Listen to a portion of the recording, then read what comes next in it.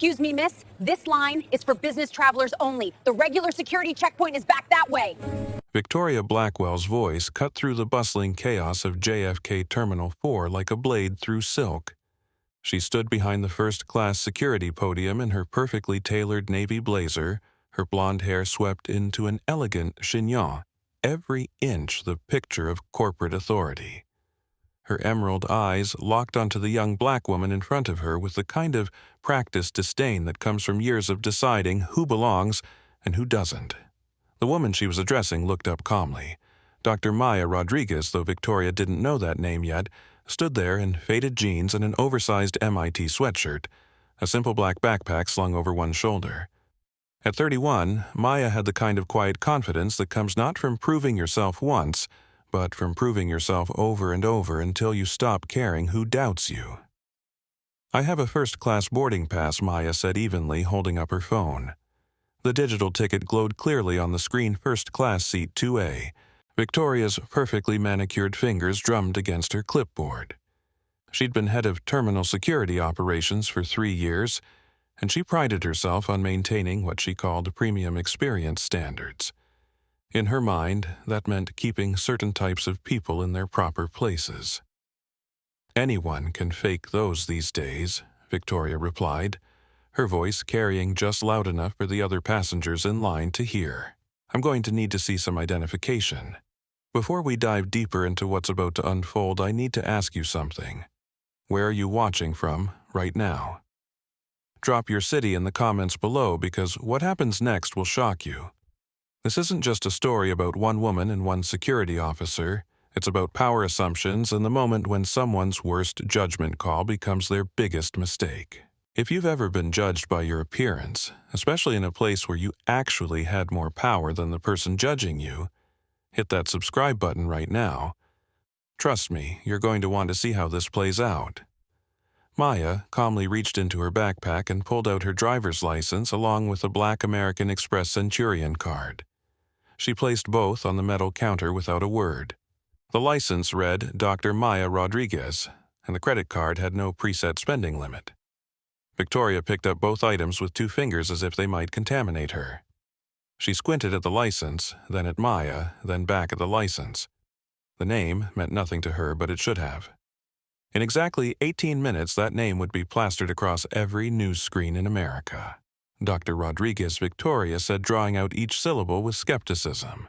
"And what kind of doctor are you?" "The kind with a PhD in civil engineering from MIT and another in computer science from Stanford," Maya replied quietly. Her voice carried no anger, no defensiveness, just facts.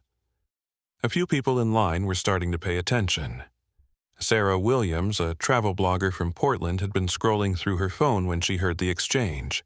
Something about Victoria's tone made her look up. Sarah had built her following by documenting travel experiences, but this felt different. This felt important. She quietly opened her Instagram and started recording. "That's nice," Victoria said, though her tone suggested it was anything but. "Unfortunately, I'm still going to need to verify these credentials.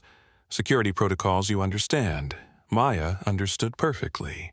She understood that no other passenger in this line would be asked to verify their PhD. She understood that Victoria had made a decision about who she was the moment she'd seen her skin color and casual clothes. And she understood something else that Victoria didn't. She was about to become the most powerful woman in Victoria's professional world. "Of course," Maya said. "Take all the time you need." Victoria walked to her computer terminal and pretended to run some kind of verification check. What she was actually doing was hoping Maya would get frustrated and storm off to the regular security line, making Victoria's life easier. What she didn't realize was that Maya had all the time in the world and very good reasons for staying exactly where she was. Behind Maya, the line was growing restless. A businessman in an expensive suit checked his Rolex and sighed loudly. A woman with 3 designer shopping bags shifted impatiently. But Maya stood perfectly still, her calm presence somehow making Victoria more agitated. "Is there a problem here?" asked Carlos Mendez, a junior security officer who'd been watching from his position at the X-ray machine. At 28, Carlos had worked at JFK for 2 years and had noticed Victoria's pattern of giving certain passengers a harder time.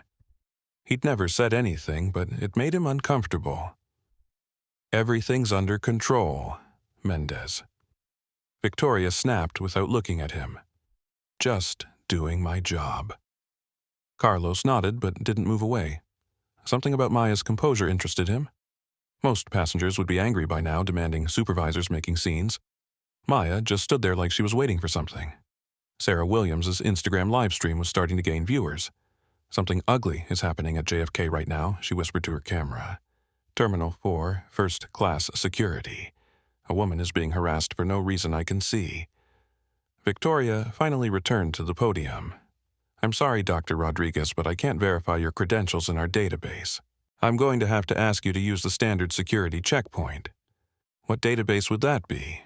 Maya asked politely. Victoria faltered for a moment. The federal database of certified professionals." Maya smiled slightly. It wasn't a mean smile or a mocking one. It was the smile of someone who knew exactly what game was being played and had already won it.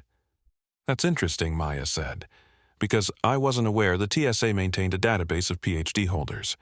Could you show me which regulation requires doctorate verification for first-class passengers?" Victoria's face flushed slightly beneath her foundation. She wasn't used to passengers who knew regulations. "Listen," Miss Victoria started. Dr. Maya corrected gently. "Doctor, I don't have time for games. Either use the appropriate line or I'll have to call security."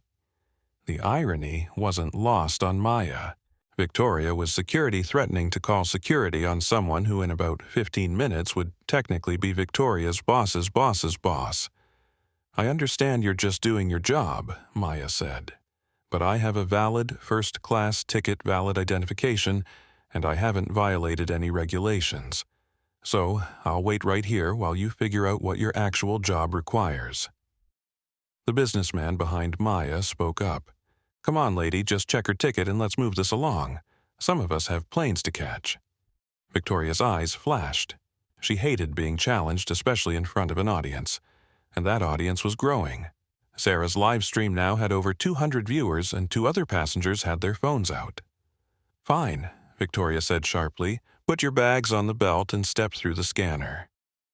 Maya complied, placing her backpack and a small rolling suitcase onto the conveyor belt. As she walked through the metal detector, it beeped. Standard procedure. "Step back, please," Victoria ordered, her voice carrying more authority now. She was back in control, or so she thought. Maya stepped back and began removing her watch, a simple fitness tracker. "It's probably this," Maya said, holding up the watch. "I'll decide what it is," Victoria replied. Arms out for additional screening. As a female TSA agent began the pat-down, Victoria moved to the X-ray monitor. Maya's backpack showed the usual contents: laptop, chargers, documents. But the rolling suitcase contained something that made Victoria's pulse quicken.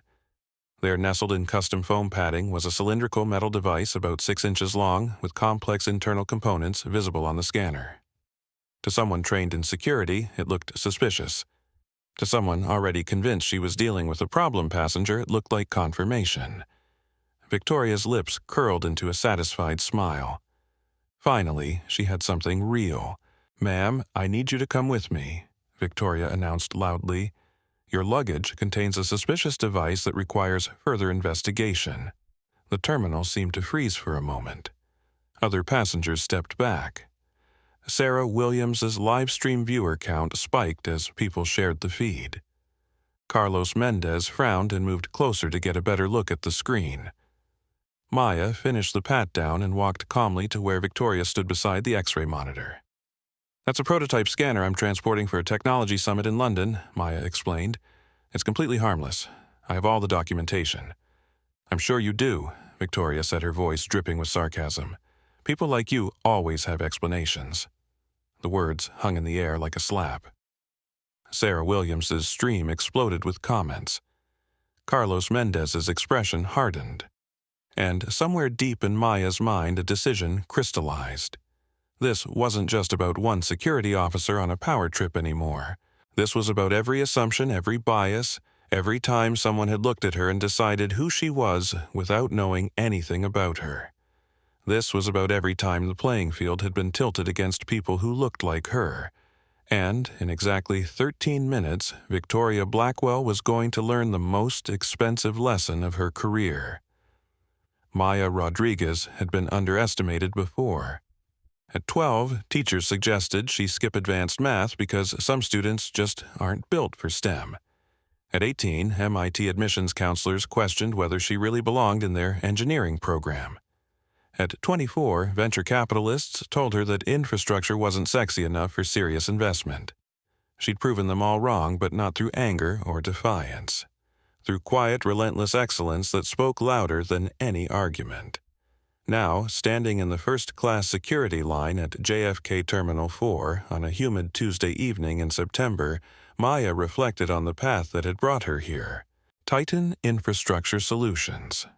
The company she'd built from a cramped garage in Oakland was about to announce the largest airport modernization contract in U.S. history. $15.2 billion. Enough to rebuild JFK from the ground up. The irony wasn't lost on her that she was being harassed in the very airport she was about to own, metaphorically speaking. Maya had chosen to fly commercial today for a specific reason. She could afford private jets, helicopters, or any other form of transportation money could buy, but she believed in what she called ground truth, understanding the real experience of the people who would use the spaces she designed. How could she fix airport security if she never experienced it herself? She dressed down intentionally well-worn jeans, her old MIT sweatshirt from graduate school, comfortable sneakers. No jewelry except her simple fitness tracker. No designer anything. She wanted to see how the average traveler was treated, especially travelers who looked like her. The results had been immediately educational. Victoria Blackwell, meanwhile, had built her entire career on control and first impressions. At 38, she'd climbed from entry-level TSA screener to head of terminal security operations through a combination of rigid rule-following and an uncanny ability to spot what she called irregularities. Victoria prided herself on her appearance. The navy blazer was Armani-tailored to perfection. Her blonde hair was professionally styled twice a week. Her makeup was flawless, her nails pristine. She understood that in her line of work, projecting authority was half the battle. She'd grown up in Connecticut, daughter of a corporate lawyer and a real estate developer. Her world had been country clubs and private schools where everyone looked like her and shared her assumptions about how the world worked. She'd never questioned those assumptions because they'd never failed her. Until tonight. So, what exactly is this device, Victoria asked, pointing to the X-ray screen where Maya's prototype scanner appeared as a dense metallic object with complex internal wiring. It's a portable geological scanner, Maya explained patiently. It uses low-frequency sonic pulses to analyze soil composition and structural integrity. I'm presenting it at a Clean Energy Summit in London tomorrow. Victoria's eyes narrowed. And you just carry million-dollar technology in your luggage. It's a prototype, Maya said, worth maybe $10,000 in parts. The valuable part is the software, which is stored securely in the cloud. Sarah Williams had moved closer with her phone, her live stream now approaching 1,000 viewers. The comments were flowing fast. This is straight-up profiling. What airport is this? Someone needs to report this. That woman is staying so calm I would have lost it. Carlos Mendez watched the interaction with growing discomfort. He'd worked with Victoria for over a year and had noticed patterns in her behavior. Certain passengers got extra scrutiny. Certain names got mispronounced. Certain people got the benefit of the doubt and others didn't. He'd never said anything because Victoria was his superior and he needed this job. But watching Maya's calm dignity in the face of obvious bias made his silence feel complicit. "Ma'am," Carlos said quietly, stepping forward. "The device shows up as standard electronics on the scanner. No explosive materials, no prohibited components." Victoria turned to him sharply. "Did I ask for your opinion, Mendez?" "No, ma'am." "But our protocols are that I handle sensitive situations. Go back to your station." Carlos hesitated for a moment, then reluctantly stepped back. But he didn't return to his station, and he quietly pulled out his phone. Maya observed this exchange with interest. She recognized Carlos as someone caught between doing right and keeping his job. She'd been in similar positions herself early in her career when speaking up could cost everything. Miss Blackwell Maya said, reading Victoria's name tag, I understand you're concerned about security. I appreciate that. But I have documentation for this device, proper export licenses, and a letter from the Department of Commerce authorizing its transport. Show me, Victoria demanded. Maya reached for her backpack, but Victoria held up a hand. Don't touch the bag. Tell me where the documentation is and I'll retrieve it. Front pocket, blue folder, Maya said. Victoria unzipped the pocket and pulled out a leather document holder. Inside were multiple official papers, export licenses, technical specifications, letters of authorization, and a business card that made Victoria pause. The card read, Dr. Maya Rodriguez, CEO and founder, Titan Infrastructure Solutions. Titan Infrastructure. Victoria had heard that name somewhere recently. Something about a big contract, though she couldn't quite place it. Infrastructure, Victoria said aloud. Like construction, among other things, Maya replied. We design and build large-scale projects, airports, bridges, clean energy facilities. And you're the CEO of this company. I am. Victoria studied Maya's face, looking for signs of deception. Young black, dressed like a college student. Nothing about her fit Victoria's mental image of a CEO, therefore Victoria concluded she probably wasn't one. Right, Victoria said. And I'm the Queen of England. The comment sparked another wave of outrage in Sarah's live stream. Someone had already identified the airport and was posting contact information for JFK security management. The hashtag JFK discrimination was starting to trend. Maya absorbed Victoria's sarcasm without reaction. She'd heard it all before. The doubt, the disbelief, the assumption that her success must be fake or exaggerated. She'd learned long ago that the best response wasn't anger, but patience. Let people reveal who they really were.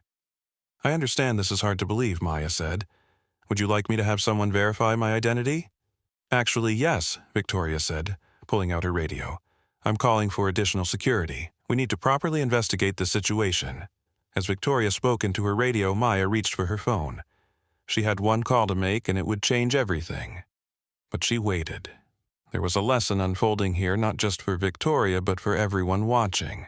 Sometimes the most powerful thing you can do is let someone's bias run its full course, documented and witnessed, so that when the truth comes out, the contrast is undeniable. Detective James Murphy was wrapping up paperwork when Victoria's call came through. A 20-year veteran of the Port Authority Police, Murphy had seen every kind of airport incident imaginable. But something in Victoria's voice, a combination of excitement and vindication, made him pay attention. We've got a suspicious passenger in Terminal 4, first-class security, Victoria reported. Unverified identity, questionable documentation, and suspicious electronic device. Need immediate assistance. Murphy sighed. He knew Victoria's reputation for being thorough. Some might say overly so, but protocol was protocol. On my way, he replied. As Murphy headed toward Terminal 4, Maya made her decision. She pulled out her phone and dialed a number. Rachel. It's Maya. Yes, I'm fine. But it's happening. Execute Protocol 7. The call lasted less than 30 seconds, but it set in motion a chain of events that would reshape Victoria's understanding of power authority and the dangerous assumption that you can judge someone's worth by their appearance. Victoria didn't know it yet, but she had just picked a fight with the most powerful woman she'd ever meet. And in about 10 minutes, everyone would know it. The terminal hummed around them with the usual airport chaos announcements echoing off glass walls, the rumble of luggage wheels on polished floors, the distant roar of aircraft engines.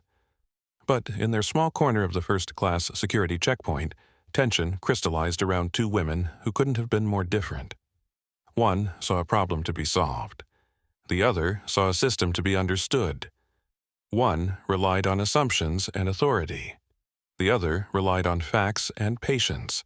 One was about to learn that sometimes the quietest person in the room is the one with the most power to change it.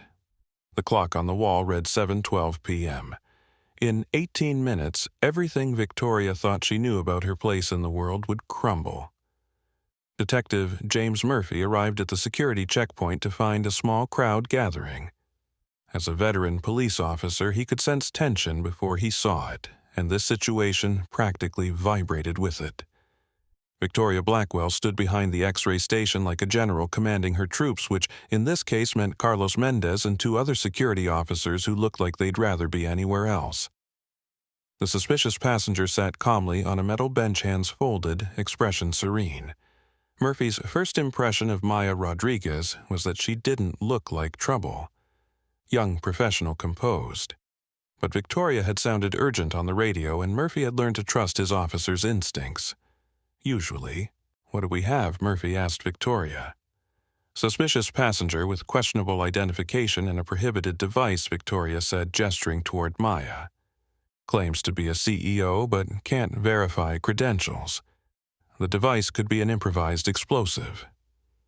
Murphy looked at the X-ray screen, then at Maya, then back at Victoria. In 20 years of police work, he'd developed a sense for when stories didn't quite fit together. "Have you examined the device?" Murphy asked. "It's locked in a high-security case. She refuses to open it." Maya spoke for the first time since Murphy had arrived. "Actually, I offered to open it and explain exactly what it is. Miss Blackwell preferred to confiscate it." Murphy turned to Maya. "And you are Dr. Maya Rodriguez." She handed him her identification and the business card Victoria had dismissed earlier. Murphy studied both documents carefully. Unlike Victoria, he didn't make snap judgments based on appearances. The ID looked authentic, the business card expensive. Titan Infrastructure Solutions. The name sounded familiar. "What kind of business is Titan Infrastructure?" Murphy asked. "We design and build large-scale infrastructure projects," Maya replied. "Airports, bridges, transportation hubs. I'm in New York for contract negotiations. And this device, a prototype geological scanner. I'm presenting it at a clean energy summit in London tomorrow. It analyzes soil composition using sonic pulses. Completely harmless." Murphy looked at Victoria. "You verified this?" How Victoria's composure slipped slightly. The device appeared suspicious on the X-ray, and her story doesn't add up." Look at her," how Murphy asked quietly. The question hung in the air like smoke. Victoria realized she'd walked into dangerous territory, but her pride wouldn't let her back down. "She doesn't look like a CEO," Victoria said. "Young, inappropriately dressed, suspicious travel patterns." Murphy's expression hardened. In 20 years of police work, he'd heard every euphemism for racial profiling ever invented. He recognized them all. Meanwhile, Sarah Williams's Instagram livestream had exploded.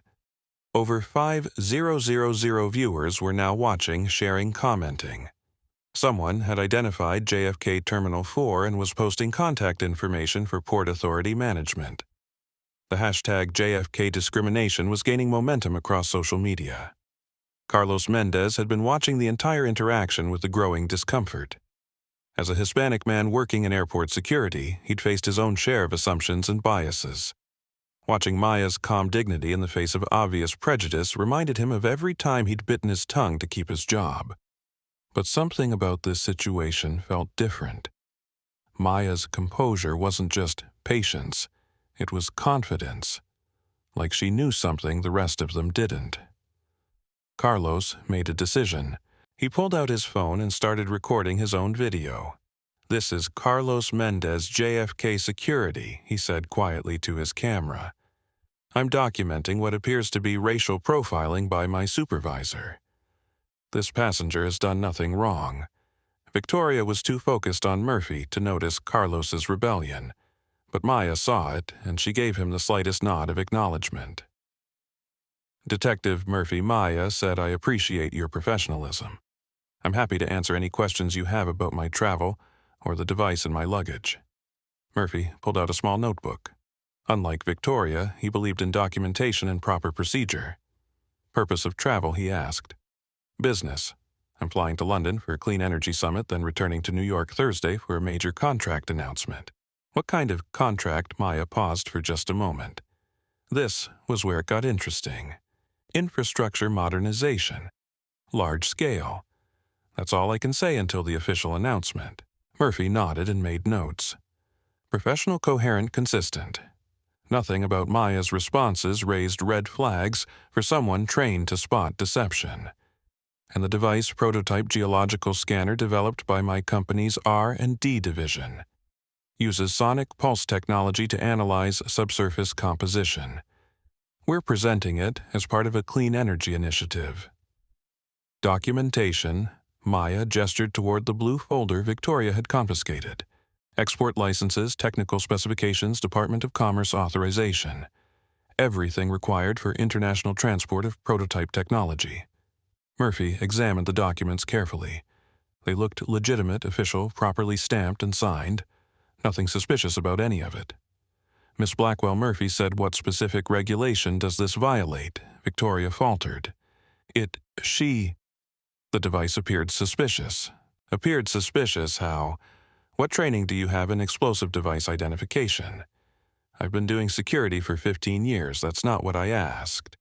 Do you have bomb squad training, EOD certification? Any technical background in electronics or explosive devices? Victoria's face flushed. She was losing control of the situation and she knew it. The device has wiring and a battery pack, she said defensively. That's suspicious. So does every laptop, tablet, and phone that goes through your checkpoint, Murphy replied. That's not a valid reason for detention.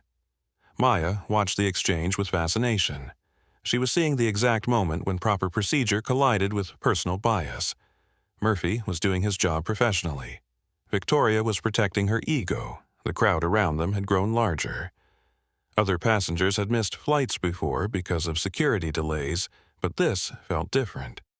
This felt like something worth witnessing. Sarah Williams had positioned herself where she could capture everything. Her viewer count was approaching 10,000 with comments flowing faster than she could read them. This is insane. Sue the airport. What's her company name again? Someone find out who she really is. That last comment would prove prophetic. Dr. Rodriguez Murphy said, "Would you be willing to demonstrate the device to resolve this situation?" "Absolutely," Maya replied. "Though I should mention that it's quite expensive and somewhat fragile. I'd prefer to handle it myself." Victoria stepped forward quickly. "No, she doesn't touch anything until we know what it is." Murphy looked at Victoria with the expression cops reserve for people who are actively making their jobs harder. "Miss Blackwell, we have a cooperative passenger with proper documentation offering to demonstrate a device that poses no obvious threat. What's your objection? I don't trust her," Victoria said bluntly. The words echoed through the checkpoint area. Even the background noise of the terminal seemed to quiet for a moment. "You don't trust her?" Why, Murphy asked. Victoria looked around the crowd, suddenly aware that dozens of people were watching phones recording social media streaming. She was the center of attention, but not in the way she'd intended. I just don't trust her." Maya spoke softly, but clearly enough for everyone to hear. "Officer Murphy, I think Miss Blackwell has made her position clear. I'm happy to comply with whatever procedure you think is appropriate." Murphy made his decision. "Ma'am, I'm going to examine your device with you present. If it's what you say it is, you're free to go." "Fair enough, more than fair," Maya replied. As they moved toward the examination table, Maya checked her watch. 7:21 p.m. In 9 minutes, everything would change. But first, Victoria Blackwell was going to get exactly what she'd asked for: a close look at what Maya Rodriguez had in her luggage. She just had no idea she was about to discover the most expensive mistake of her career. Maya's rolling suitcase lay open on the metal examination table like evidence in a crime scene. The prototype scanner, nestled in its custom foam padding, looked exactly like what it was: sophisticated technology wrapped in industrial design. Detective Murphy examined it with the careful attention of someone who'd seen actual explosive devices and knew the difference. The cylindrical housing was titanium alloy, precision machined. The internal components, visible through diagnostic windows, showed circuit board sensors and a compact battery pack. Expensive, definitely. Dangerous, definitely not. It's exactly what she said, Murphy announced. Geological scanner, I can see the sonic pulse generators, the data processing unit, the soil sample sensors. This is sophisticated engineering equipment." Victoria's jaw tightened. She'd been so certain, so confident in her judgment, but Murphy's assessment was stripping away her last justification for the detention. "How do we know it's not modified?" Victoria insisted. "How do we know it's not hiding something else?" Maya stepped forward calmly. "Would you like me to run a diagnostic? The device has a self-test mode that will demonstrate all its functions."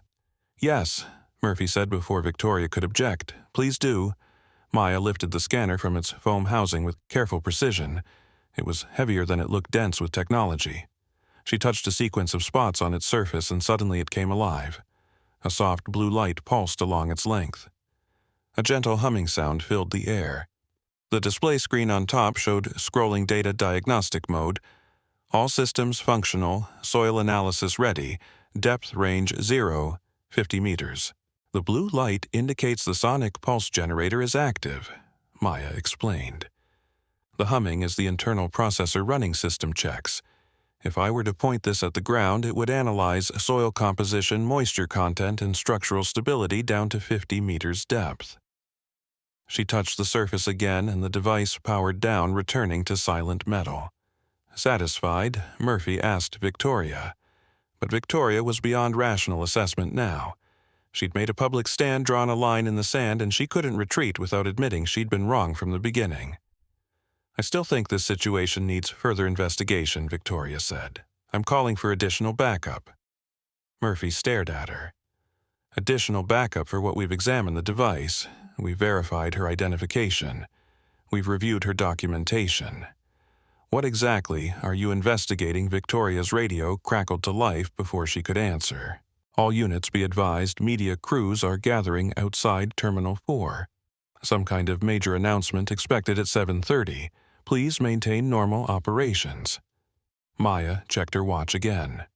7:25 p.m., 5 minutes.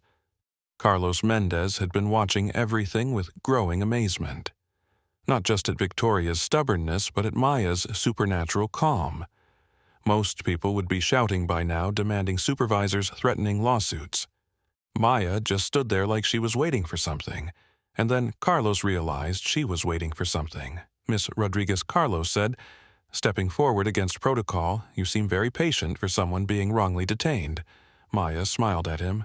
It was the first genuine smile she'd shown all evening. "Officer Mendez, right?" she said, reading his name tag.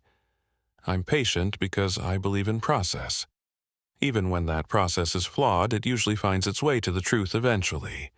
"And what truth is that?" Victoria demanded. Maya looked directly at Victoria for the first time since this began.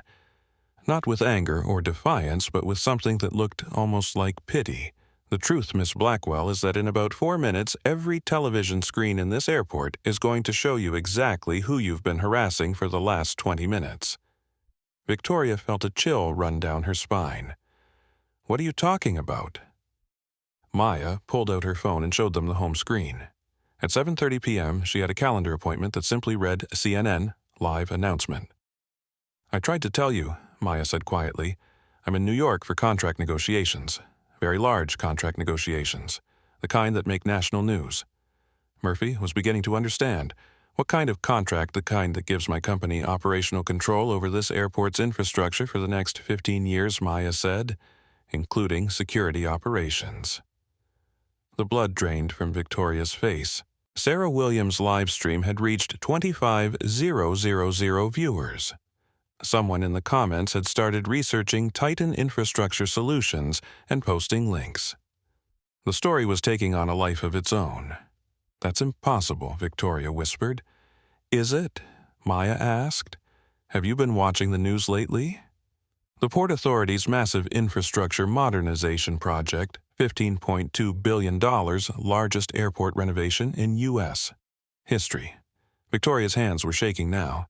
She had heard about the project, everyone in airport operations had heard about it, but she'd never bothered to learn who won the contract. "I'm the CEO of Titan Infrastructure Solutions," Maya said simply. "As of 7:30 tonight, that becomes public information. As of Monday morning, we begin Phase 1 of completely rebuilding this airport. including new security protocols. Murphy stepped back slightly. In 20 years of police work, he'd never seen someone dig their own grave quite this thoroughly. "Miss Blackwell," Murphy said quietly, "I think you need to release Dr. Rodriguez immediately." "No," Victoria said desperately. She could be lying. Anyone can make claims. Maya's phone buzzed with a text message. She glanced at it and nodded. "My assistant just confirmed the news crews are in position," Maya said. "CNN, MSNBC, Fox Business. The press conference starts in 2 minutes. Carlos Mendez stepped forward with his phone. "Ma'am, I've been recording this entire interaction. Everything Miss Blackwell said and did. I think maybe my video is going to be important evidence." Victoria spun around to stare at Carlos. "You've been recording without permission, in a public space where passengers were being mistreated." "Yes, ma'am." "I have." Maya looked at Carlos with genuine respect. "Officer Mendez, you did the right thing." That took courage. The terminal's PA system crackled to life. "Ladies and gentlemen, please direct your attention to the monitors throughout the terminal. We have a special announcement beginning now." Every screen in Terminal 4 flickered and changed to CNN's breaking news logo. Victoria looked around wildly, finally understanding that she'd walked into a moment that was about to define the rest of her career. Maya Rodriguez stood calmly in the center of it all, no longer just a passenger being harassed by security. In about 60 seconds, she would be revealed as one of the most powerful women in American infrastructure. And Victoria Blackwell, who'd spent 20 minutes proving that she couldn't recognize power when it stood right in front of her, was about to learn the most expensive lesson in the history of airport security. The clock hit 7:29 p.m. Miss Blackwell Maya said softly, "You might want to watch this." The CNN logo filled every screen in Terminal 4, accompanied by the familiar breaking news chime. Passengers throughout the terminal paused their conversations, pulled out earbuds, and turned their attention to the monitors. "Good evening.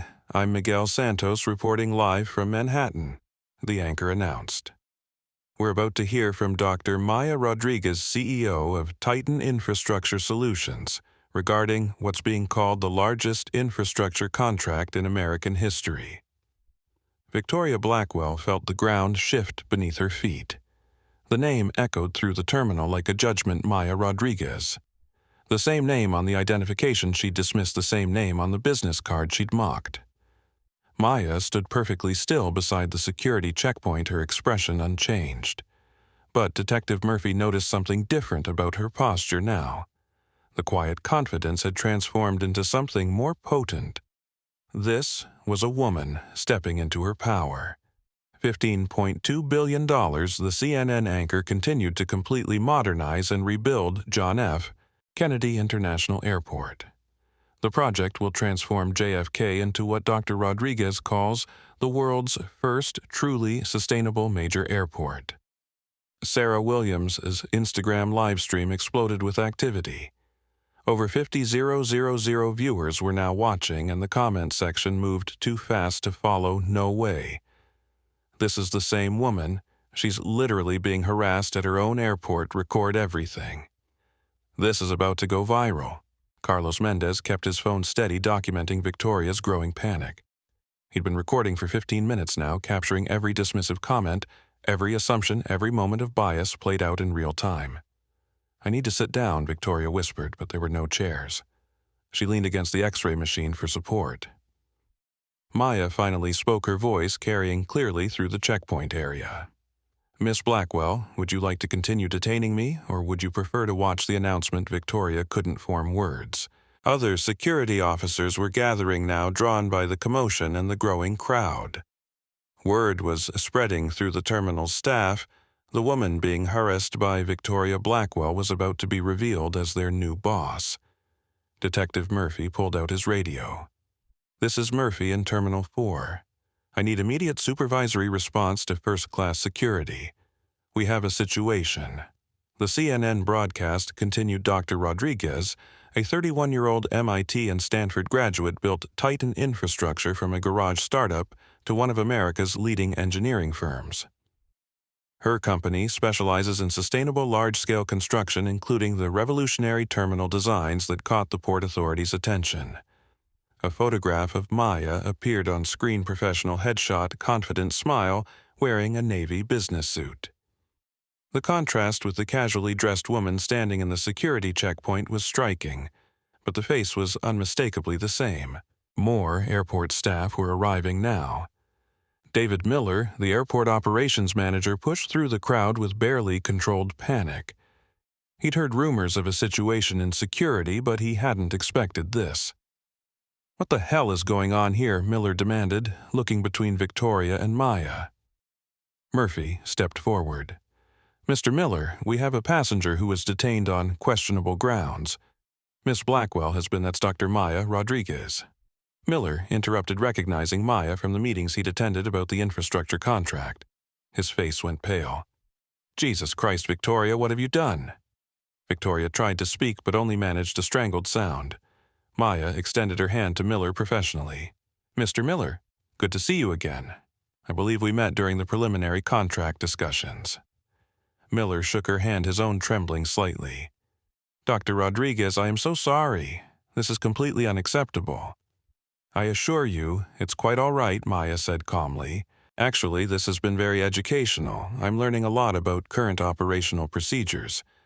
The way she said current operational procedures carried implications that made everyone within earshot nervous. On the CNN broadcast, Miguel Santos was introducing Maya to the viewing audience. Dr. Rodriguez earned her first PhD in civil engineering from MIT at age 24, then added a computer science PhD from Stanford. She founded Titan Infrastructure with a focus on what she calls human-centered design infrastructure that serves people rather than bureaucracies. Sarah Williams was narrating for her live stream audience. "This is insane. She's literally standing here being treated like a criminal, while CNN is calling her one of the most innovative engineers in America." Victoria finally found her voice. I didn't know. How was I supposed to know?" The question hung in the air like an accusation. Maya turned to face Victoria directly. "Miss Blackwell, you didn't know because you didn't ask. You looked at me and decided who I was based on my appearance. When I showed you my identification, you dismissed it. When I explained my profession, you mocked it. When I offered to demonstrate my equipment, you refused to listen." Maya's voice remained calm, but every word landed with precision. "You didn't know because you chose not to know. You preferred your assumptions to the truth." Carlos was still recording, capturing this remarkable moment of accountability.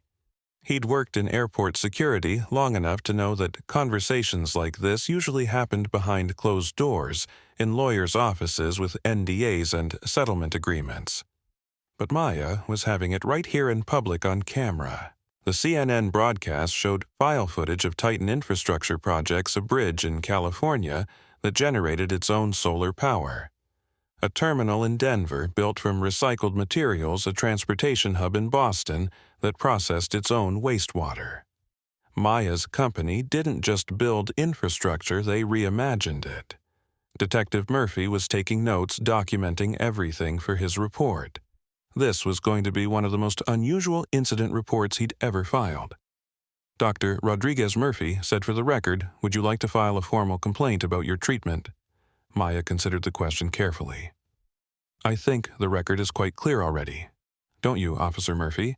We have multiple witnesses, video documentation, and a very public setting.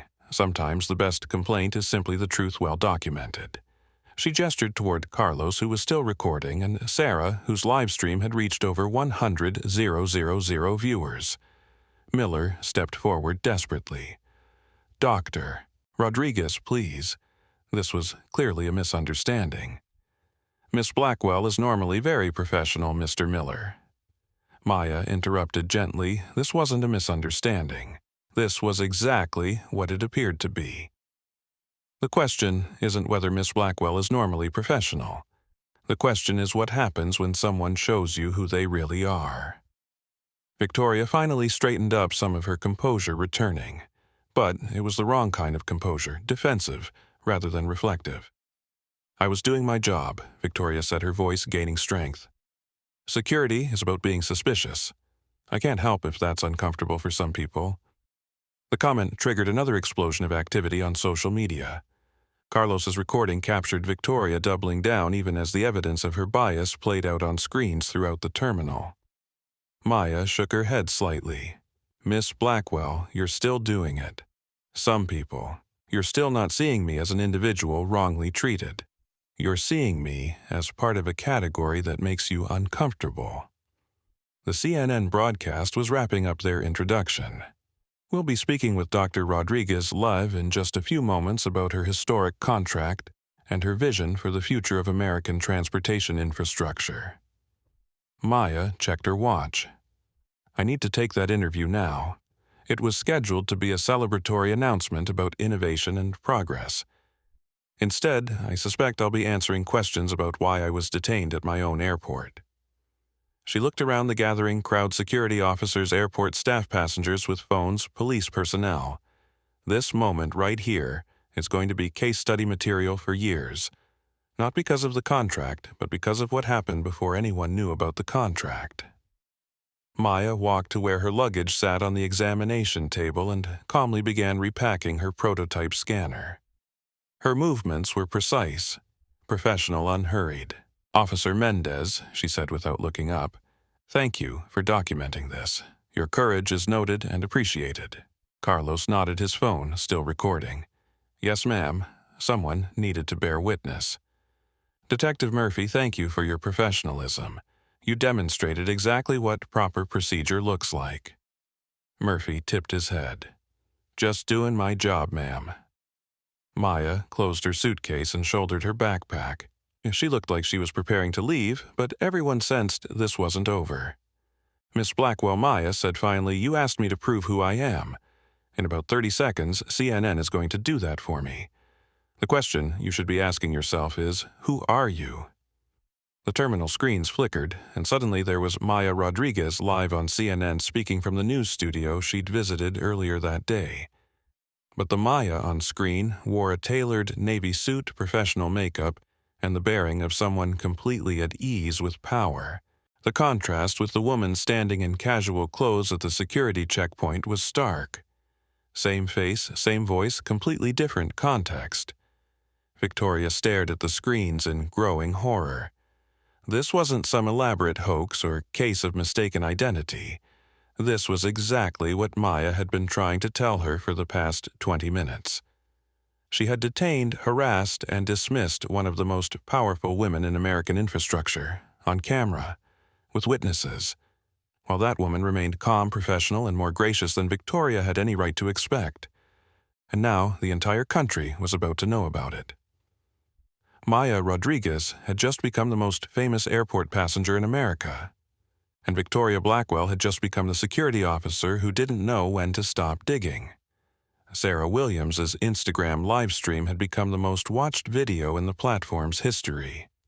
Over 200,000 viewers were tuned in, with the number climbing every second. The comments section had evolved from outrage to amazement to something approaching awe. She knew the whole time. This is the greatest plot twist ever. Victoria is about to lose her job on live TV. Maya is a queen for staying so calm. Carlos Mendez had moved to a better vantage point, his phone capturing both Maya's serene presence at the security checkpoint and the CNN broadcast playing on screens throughout the terminal. The split-screen effect was powerful. Maya Rodriguez, the detained passenger, and Dr. Maya Rodriguez, the CEO, existing simultaneously in the same space. The CNN anchor was setting up the interview. "Dr. Rodriguez, this contract represents a fundamental reimagining of how airports function. Can you tell us about your vision for the new JFK?" On the broadcast, Maya smiled confidently. "Miguel, we're building more than an airport. We're creating a model for how infrastructure can serve human dignity. Every design choice reflects our belief that travel should enhance rather than diminish the passenger experience." Victoria Blackwell listened to these words while staring at the real Maya Rodriguez, who stood 5 feet away, calmly organizing her belongings. The cognitive dissonance was overwhelming. David Miller had his phone pressed to his ear, speaking in urgent whispers to someone who was probably his boss or his boss's boss, or possibly the governor of New York. Every few seconds, he glanced at Maya with the expression of a man watching his career flash before his eyes. The hashtag JFK discrimination was now trending nationwide, but it was being joined by others, Maya Rodriguez Titan Infrastructure Airport Justice. The story was taking on a life of its own across social media platforms. TikTok users were creating split-screen videos comparing Maya's treatment to her actual accomplishments. Twitter threads were documenting Titan Infrastructure's groundbreaking projects. LinkedIn was buzzing with posts about leadership and bias in corporate America. But it was happening in real time with Maya Rodriguez standing right there. Detective Murphy had been a cop long enough to recognize when a situation was becoming much bigger than anyone anticipated. He'd called for backup not because he needed additional security, but because he needed witnesses and documentation. This was going to be investigated by multiple agencies. Dr. Rodriguez Murphy said quietly, "I think you should know that this incident is already national news. Every major news outlet is picking up the story." Maya nodded without surprise. "Officer Murphy, I expected that. When you combine social media obvious injustice and a major news announcement, the story tells itself." She gestured toward Sarah's live stream, which now showed comments from viewers in dozens of countries. This isn't just about airport security anymore. It's about how we treat each other when we think no one important is watching. On CNN, Miguel Santos was asking about Maya's background. "You started Titan Infrastructure with just $50,000 and a garage in Oakland. What drove you to focus on infrastructure? Infrastructure shapes how people move through the world." "Television," Maya replied. "When it's designed with bias, it perpetuates inequality. When it's designed with intention, it can actually create opportunity and dignity." The irony wasn't lost on anyone in Terminal 4. Maya was literally speaking about designing infrastructure free from bias while standing in an airport where she'd just experienced bias firsthand. Victoria had been silent for several minutes, but now she stepped forward with what looked like desperation. "Dr. Rodriguez," she said, "I think there's been a misunderstanding. I was just following standard security procedures." Miss Blackwell Maya interrupted gently. "We're past misunderstandings now. We have documentation of exactly what happened and why. The question isn't whether you followed procedures. The question is whether those procedures include treating passengers differently based on assumptions about their appearance." Carlos stepped forward, his phone still recording. "Ma'am, if I may, I've worked with Miss Blackwell for over a year. This isn't unusual behavior. It's a pattern." Victoria spun to face Carlos. "You're out of line, Mendez." "No, ma'am," Carlos replied steadily. "I'm on the record, and I'm tired of being quiet about things that are wrong just to keep my job comfortable." Maya observed this exchange with interest. "Officer Mendez, you realize you're taking a significant risk by speaking up." "Yes, ma'am. But watching you handle the situation with such grace made me realize that staying silent wasn't protecting anyone. It was just protecting a system that needed to change." The CNN interview was hitting its stride. Miguel Santos asked, "Your company's motto is infrastructure for everyone. What does that mean in practice?" "It means we don't build for some theoretical average user." Television, Maya explained. "We build for the teenager flying alone for the first time. The elderly passenger with mobility challenges the business traveler rushing between meetings, the family managing multiple children and luggage. Good infrastructure accommodates human diversity, not just human efficiency." Sarah Williams pulled her phone closer and spoke directly to her audience. "Do you understand what's happening here?" She's talking about designing airports for human dignity while being treated without dignity in an airport. This is the most incredible real-time irony I've ever witnessed.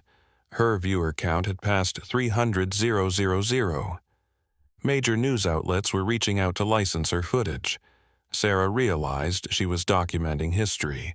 Miller finished his phone call and approached Maya with the careful steps of someone approaching a loaded bomb.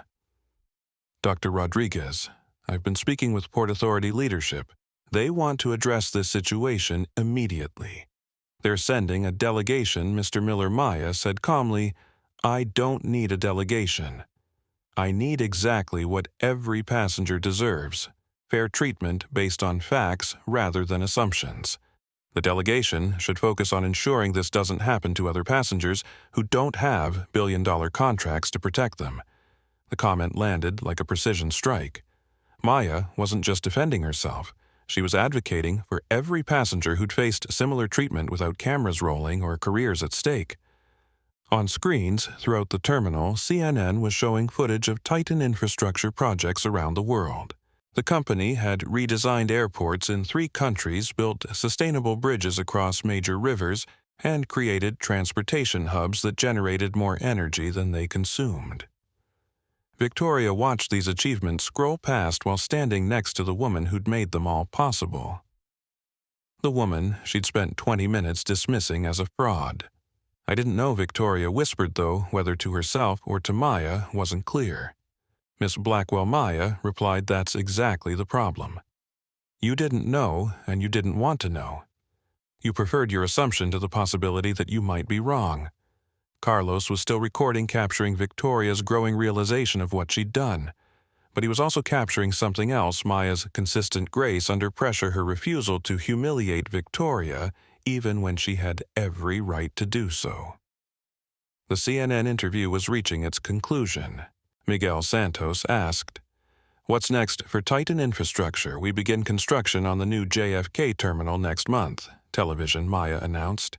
"Our goal is to create a model for how airports can serve as gateways not just to cities, but to better ways of thinking about human interaction." Maya checked her watch. The live interview was wrapping up, which meant she needed to make a decision about how this situation would end. "Ladies and gentlemen," she announced to the growing crowd around the checkpoint, "I think it's time we concluded this educational experience." She shouldered her backpack and grabbed the handle of her rolling suitcase. "Miss Blackwell, I want you to know that everything that happened here tonight will be part of how we design the new security protocols. Not to embarrass you, but to ensure that no passenger experiences what I experienced." Victoria's composure finally cracked completely. "I'm going to lose my job, miss." Blackwell Maya said softly, "You lost your job the moment you decided that how someone looks matters more than who they are. I'm just the person who happened to be standing here when you made that choice visible."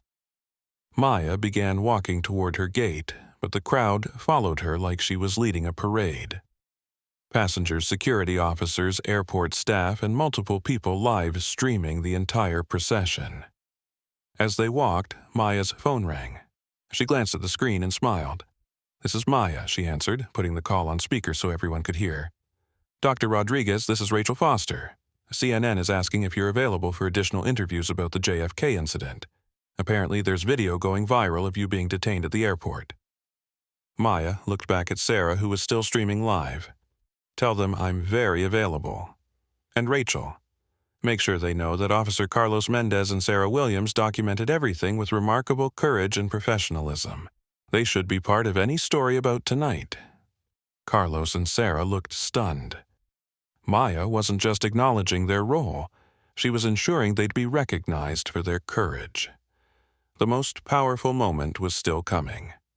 But as Maya Rodriguez walked through Terminal 4, followed by cameras and crowds, and the growing realization that justice sometimes comes in unexpected packages, one thing was already clear.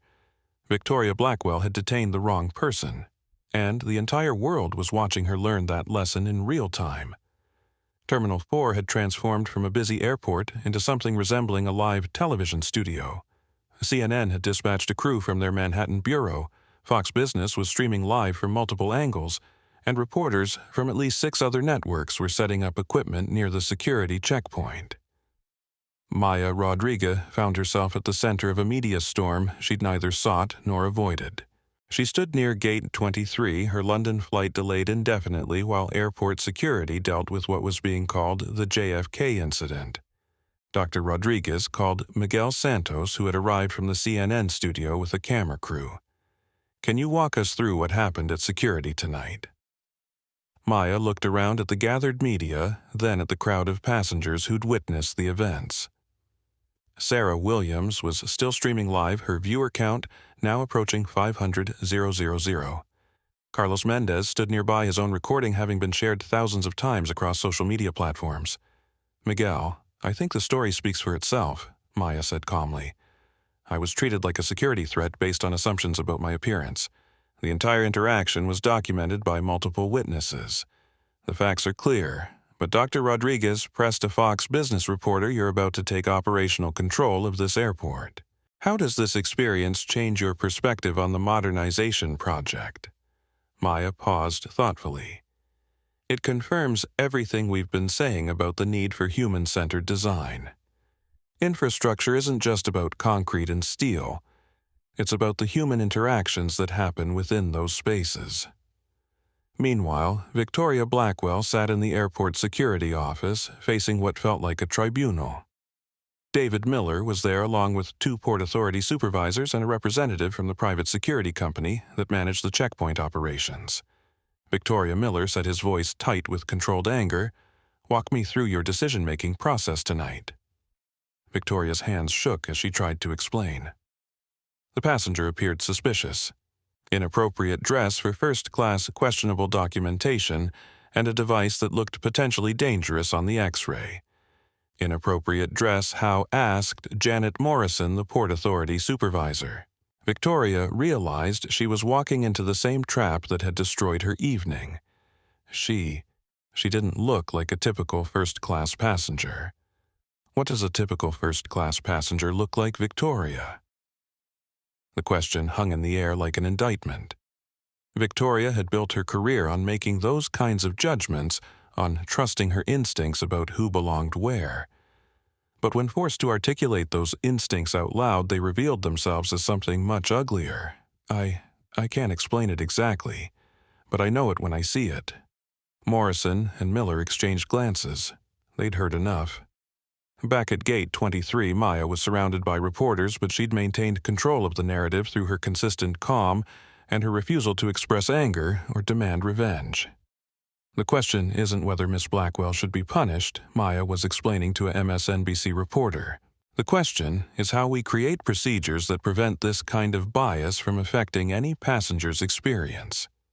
Carlos Mendez had been approached by several reporters who wanted to interview him about what he'd witnessed. He found himself in an unexpected position of influence.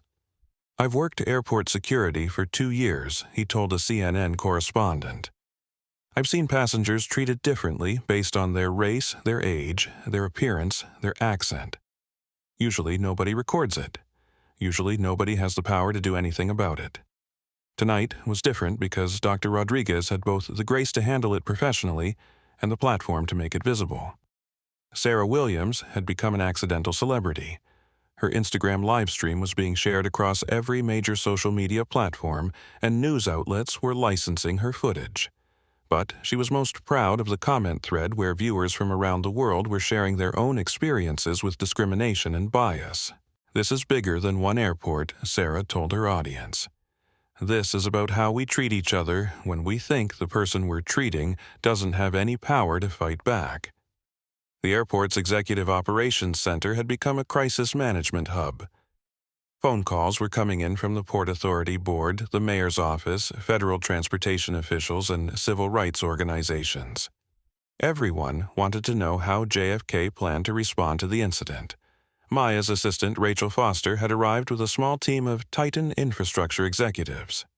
They'd set up a temporary command center at Gate 24, coordinating media requests and managing the company's response to the unexpected publicity. Maya Rachel said quietly, "We've got interview requests from 60 Minutes, Good Morning America, The Today Show, and about 20 other programs. The story is going international. BBC, Reuters, Al Jazeera. Everyone wants to talk about this." Maya nodded. "Schedule them thoughtfully. This is an opportunity to talk about infrastructure design and human dignity on a scale we never could have achieved with just the contract announcement." "There's something else," Rachel continued. "We're getting calls from passengers who've had similar experiences at JFK and other airports. People want to share their stories. They're saying this incident gave them courage to speak up." Maya looked around at the controlled chaos surrounding her. "Then, we need to make sure they have a platform. This can't be just about what happened to me tonight. It has to be about what happens to everyone who gets treated unfairly when nobody's watching. Detective Murphy was wrapping up his incident report, which had grown far longer and more complex than he'd anticipated. He'd been a police officer for 20 years, but he'd never documented anything quite like this. Dr. Rodriguez Murphy approached Maya during a brief break between interviews. "I want you to know that my report will reflect exactly what happened tonight. Miss Blackwell's conduct was inappropriate and potentially discriminatory. Thank you, Officer Murphy. Your professionalism throughout this situation was exemplary." Murphy hesitated, then continued. "Ma'am, I've seen a lot of bias in my 20 years on the job. Usually it happens in the shadows where it's hard to prove and harder to address. What happened tonight was different because it happened in the light with witnesses and cameras. That's not common. Officer Murphy, that's exactly why this matters. Not because I'm a CEO with cameras watching, but because bias shouldn't depend on who's watching to be wrong. The CNN live broadcast was providing continuous coverage now with updates every few minutes. Maya's story had become the lead item on every major news network, trending on social media platforms and generating op-ed pieces about racial bias, airport security, and corporate leadership. But perhaps the most significant development was happening in conference rooms across the country, where executives were watching the coverage and asking themselves, how would our employees handle a situation like this? Victoria Blackwell was learning that question the hard way. Victoria David Miller said in the security office, "You're suspended pending a full investigation. Please turn in your badge, radio, and access cards." Victoria had known this was coming, but hearing it still felt like a physical blow. "David, I've worked here for 3 years. I've never had a complaint." "You've had 7 complaints in the past 18 months. Miller corrected, consulting his notes. "All from passengers who felt they were treated unfairly based on their appearance or accent. We just never had video documentation before." Victoria stared at him. 7. I never heard about 7 complaints, because we handled them quietly. Informal resolutions, apologies, policy reminders. We thought we were protecting you. Instead, we were enabling a pattern of behavior that culminated in tonight's disaster. The revelation hit Victoria like cold water. Her supervisors had known about her bias and had chosen to manage it quietly rather than address it directly. Now that protection had evaporated, leaving her exposed and isolated. Back at Gate 23, Maya was preparing for her biggest interview yet.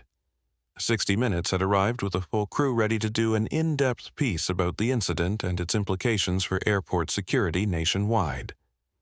Dr. Rodriguez, the 60 Minutes correspondent, asked, "Some people are saying this is being blown out of proportion, that security officers have to make quick judgments about potential threats.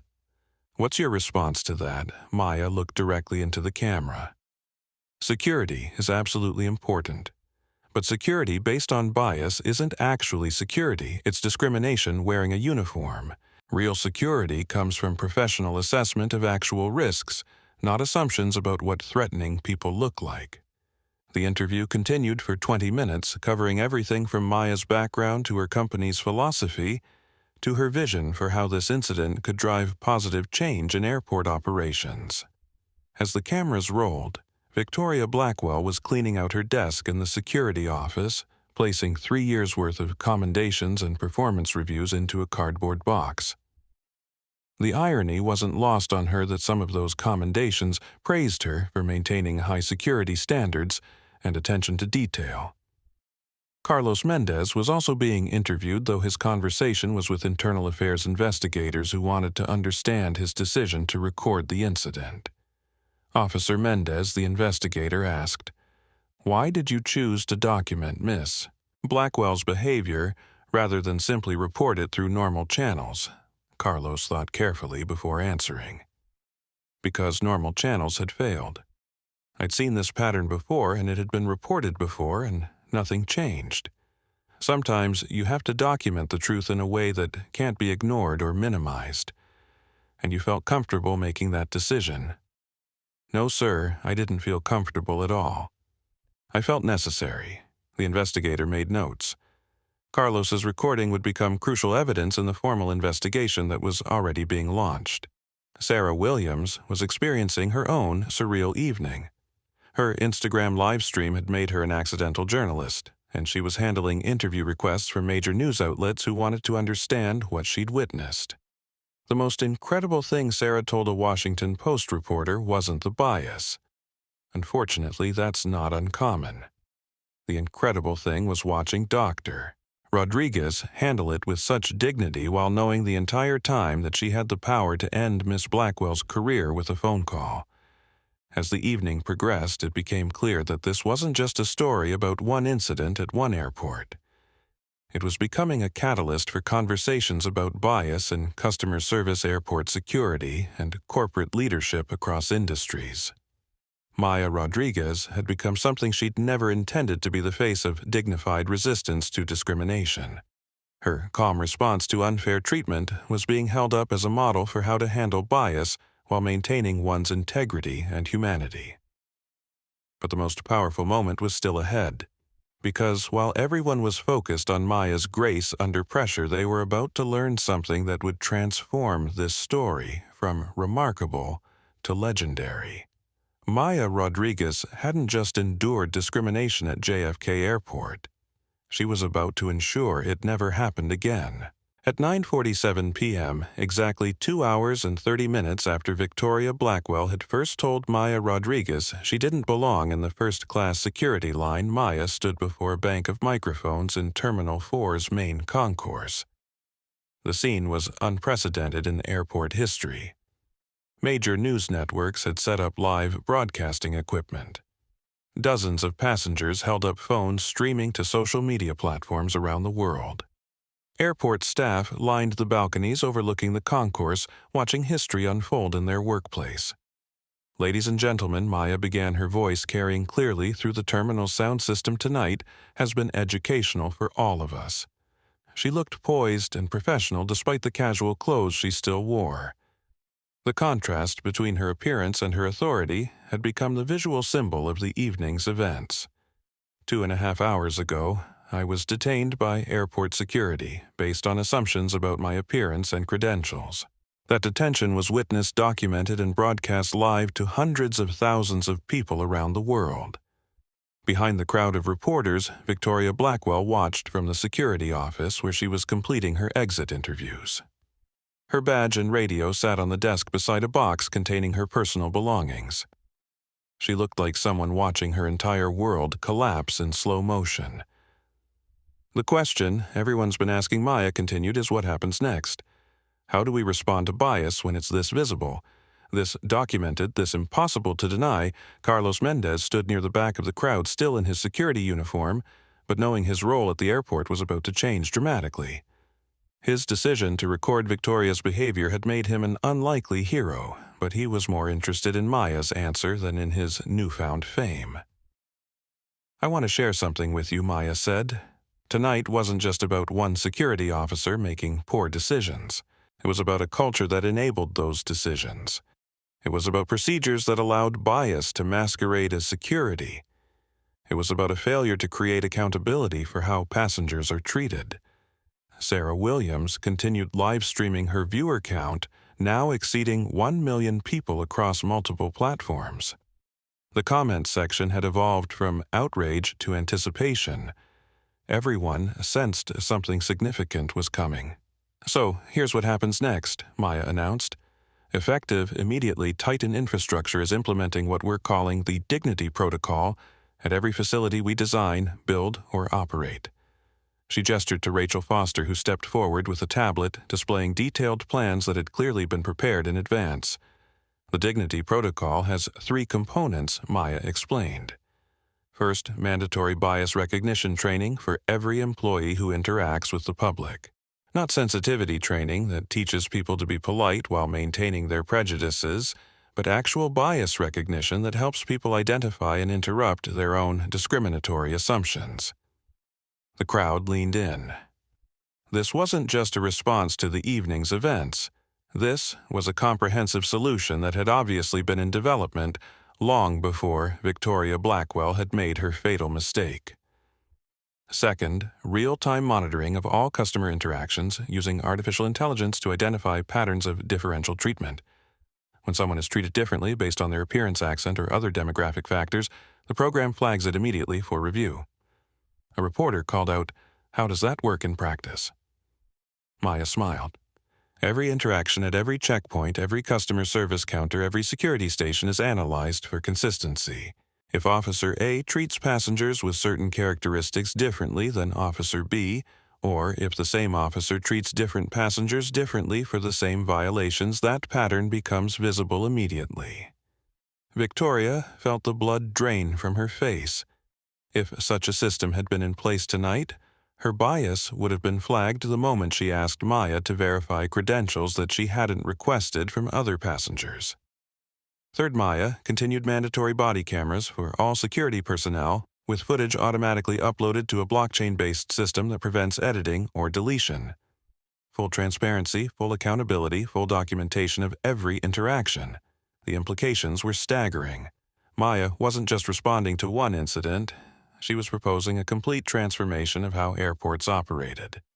"But Doctor," Rodriguez called out a Fox News reporter, "isn't this an overreaction to one unfortunate incident?" Maya's expression hardened slightly, the first sign of real emotion she'd shown all evening. "This wasn't one unfortunate incident," she said firmly. "This was one visible incident. Officer Mendez, would you join me up here?" Carlos looked surprised, but made his way through the crowd to the makeshift podium.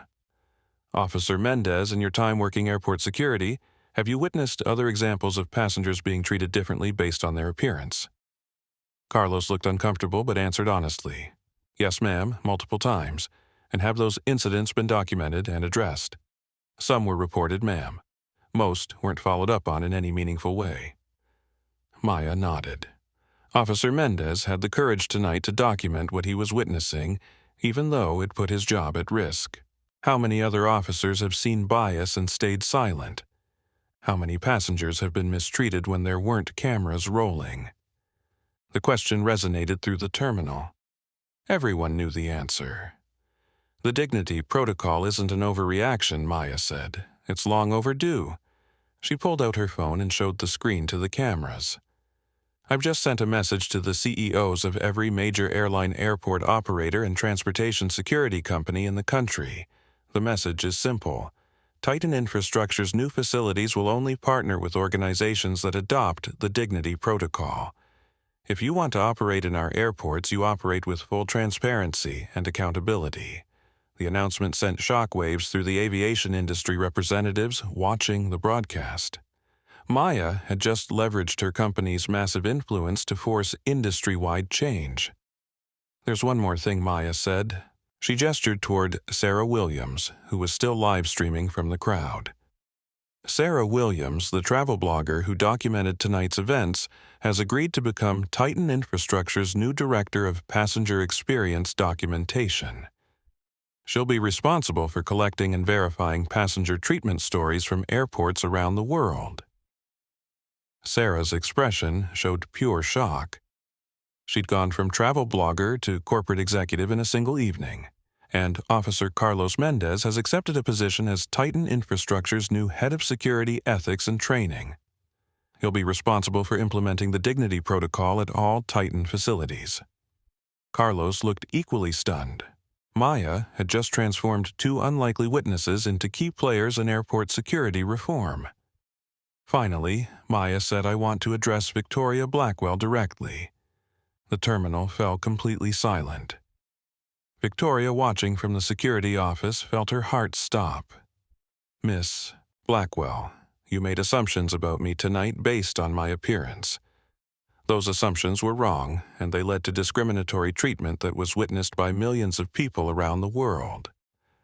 Maya paused, and Victoria braced herself for public humiliation. "But I don't believe you're evil. I believe you're the product of an environment that rewarded your biases instead of correcting them. An environment that handled complaints quietly instead of addressing patterns. An environment that protected discrimination instead of passengers." Victoria felt tears starting to form. This was not the response she'd expected. "Miss Blackwell, you've lost your job tonight, and that's appropriate. But I want you to understand something. This isn't about destroying you.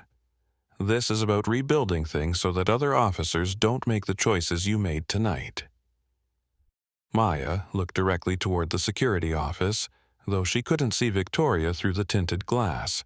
I hope you'll learn from this experience. I hope you'll become someone who recognizes bias instead of acting on it. And if you do that work, if you really commit to understanding what happened tonight and why it was wrong, then maybe someday you can be part of the solution instead of part of the problem. Victoria broke down completely, her sobs echoing through the security office. Maya's grace in the face of discrimination was more devastating than any anger could have been. Maya stepped back from the microphones. The press conference is over. Thank you all for bearing witness to what happened tonight. Tomorrow, we start building something better. As the crowd began to disperse, Maya walked quietly toward her gate. Her London flight had been rescheduled for the morning, but she was no longer just a passenger traveling for business. She was the woman who had turned one night of discrimination into a movement for structural change. The countdown was over. The real work was just beginning. The morning sun streamed through Terminal 4's floor-to-ceiling windows as Maya Rodriguez walked through the concourse toward her rescheduled London flight. She wore the same jeans and MIT sweatshirt from the night before, but everything else had changed. Passengers recognized her now. Some nodded respectfully as she passed. Others took discreet photos. A few approached to thank her for what she'd done. Maya handled each interaction with the same quiet grace she'd shown during the confrontation with Victoria Blackwell. Dr. Rodriguez, a young black woman in a business suit, stopped her near Gate 20. I just wanted to say thank you. I've been treated exactly the way you were treated last night, but I never had the platform to do anything about it. Maya paused, giving the woman her full attention. What's your name? Jennifer Morrison. I'm a software engineer flying to Seattle for client meetings. Jennifer, what happened to me last night wasn't unique because it was wrong. It was unique because it was visible. Your experiences mattered just as much as mine. Jennifer nodded, tears forming in her eyes. The dignity protocol you announced, when will it start? It already has, Maya replied. As of this morning, every Titan facility operates under the new standards. Other companies will follow, or they'll lose access to our partnerships. Maya's phone buzzed with a text from Rachel Foster. CNN wants a follow-up interview at 8 a.m. Car is waiting outside. As Maya made her way toward the exit, she passed the security checkpoint where everything had unfolded 12 hours earlier. Carlos Mendez was there training a new crew of officers on proper documentation procedures. He saw Maya and walked over. Dr. Rodriguez, Carlos said, I can't thank you enough for the opportunity you've given me. I promise I won't let you down. Officer Mendez, actually it's Director Mendez now, you already proved your character last night. I'm not worried about you letting me down. I'm excited to see what you build. Carlos smiled. The first group of officers starts bias recognition training today. We're using last night's footage as a case study. Maya nodded approvingly. Good. Make sure they understand that Victoria wasn't a bad person who did something evil. She was a person with unexamined biases who worked in a system that never challenged those biases. The goal is prevention, not punishment. As Maya continued toward the exit, she passed a coffee shop where Victoria Blackwell sat alone at a corner table. Victoria looked like she hadn't slept, her usually perfect appearance disheveled and worn. Maya could have walked past without acknowledgement. Instead, she approached Victoria's table. Miss Blackwell. Victoria looked up with red-rimmed eyes. Dr. Rodriguez. I don't know what to say. You don't have to say anything. But I wanted you to know that my offer last night was genuine. If you want to do the work to understand what happened and why there will be opportunities for you to contribute to positive change. Victoria's voice was barely a whisper. How can you be so generous after what I did to you? Maya sat down across from Victoria. Because holding on to anger would make me a smaller person, and I can't build better systems from a place of smallness. What you did was wrong, but who you become next is still up to you. Victoria wiped her eyes. I've been thinking all night about the passengers I treated unfairly. People I dismissed, questioned, or delayed based on how they looked. I never thought of myself as prejudiced, but watching those videos. Recognition is the first step, Maya said gently. The second step is committing to different choices. Maya stood to leave, then paused. Victoria, I'm serious about giving you a chance to be part of the solution, but only if you're willing to do the hard work of examining your own biases. Only if you're committed to becoming someone who protects dignity instead of undermining it. Victoria nodded through her tears. I want to try. Maya left Victoria with her thoughts and continued toward the exit where a CNN crew was waiting. But her mind was already on the broader implications of what had begun last night. The Today Show interview went live at 8 a.m. with Maya speaking via satellite from JFK while the hosts broadcasted from their Manhattan studio. Dr. Rodriguez asked Savannah Guthrie 24 hours ago most Americans had never heard your name. Now you're being called a transformative figure in civil rights. How does that feel? Maya appeared composed despite having been up all night. Savannah, I don't think of myself as a civil rights figure.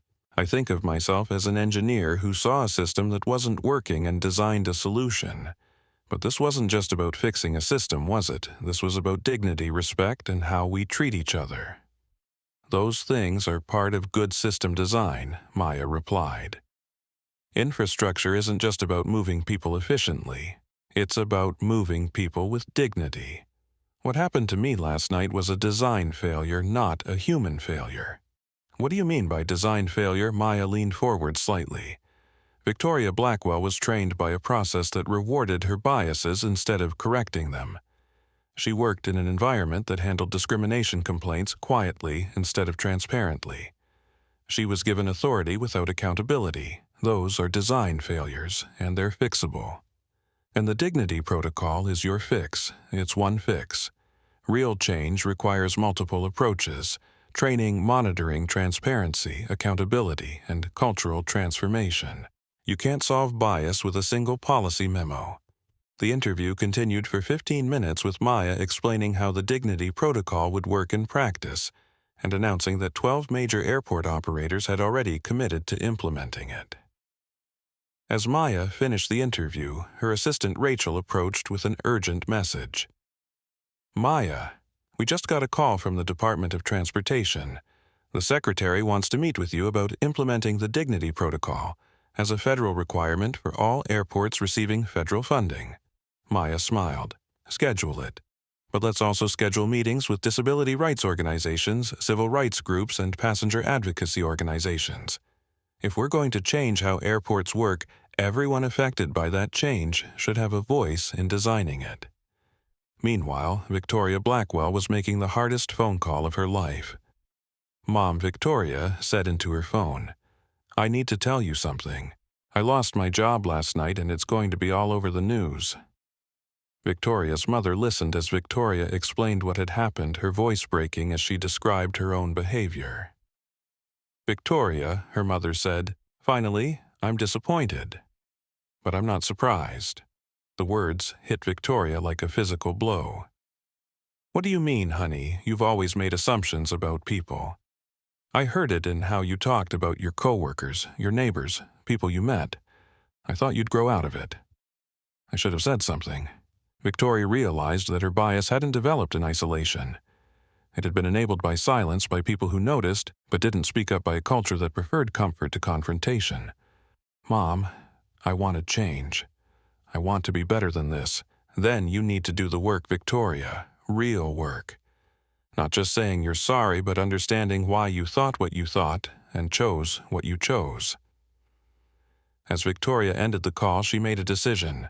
She pulled up Maya Rodriguez's company website and found the contact information. She was going to take Maya up on her offer, but she was going to earn it. By noon, the story had gone international.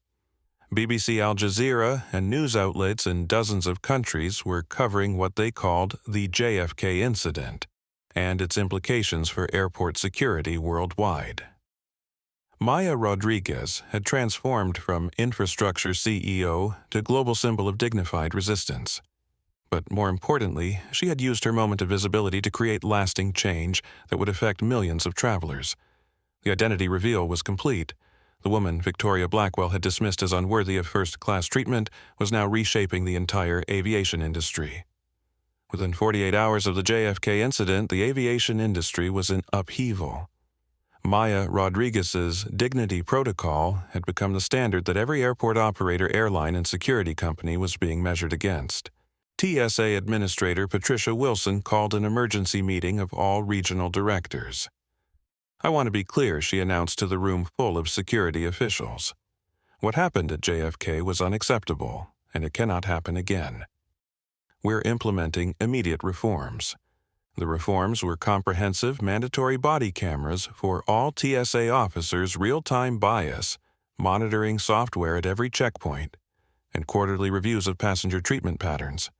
Officers who showed patterns of discriminatory behavior would be retrained or removed.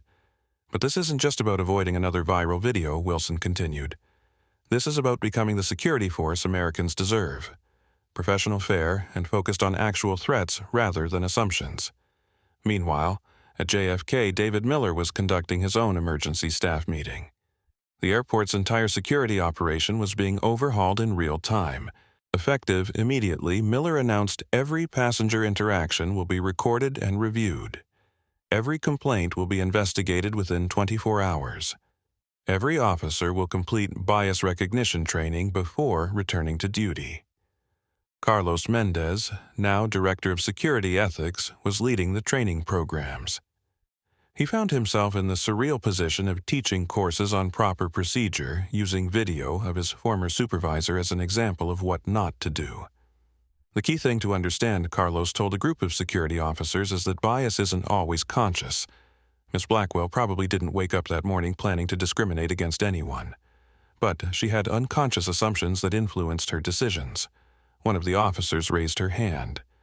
"So, how do we avoid making the same mistakes?" Carlos pulled up a split-screen video on his tablet, Maya Rodriguez being questioned at the checkpoint, and Maya Rodriguez being interviewed on CNN in a business suit.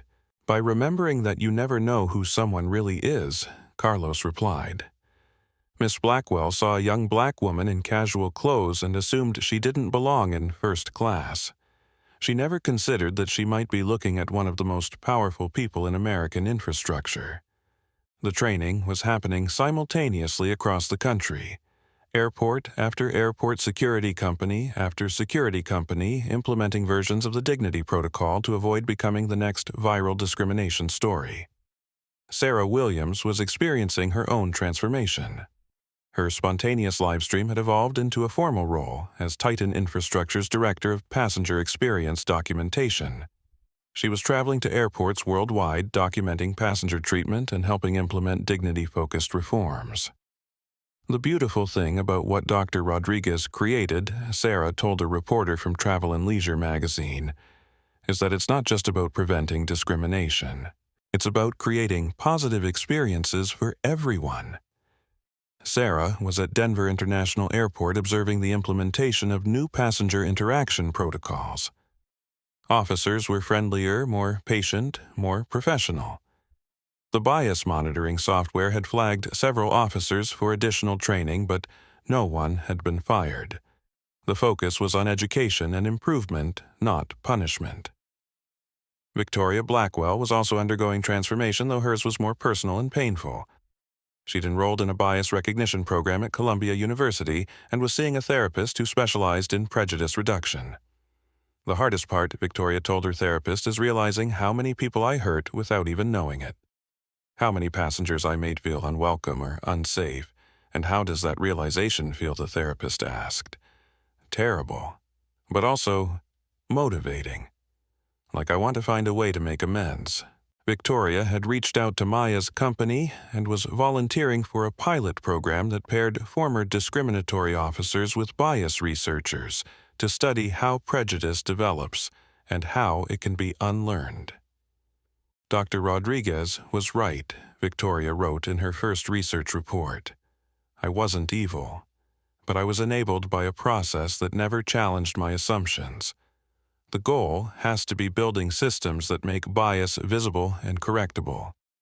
The program was showing promising results. Other officers who had been fired or disciplined for discriminatory behavior were volunteering to participate, turning their experiences into research that could prevent future incidents. Meanwhile, Maya Rodriguez was preparing to testify before Congress about aviation security reform. The House Transportation Committee had called emergency hearings on bias in airport security, and Maya was the star witness. Dr.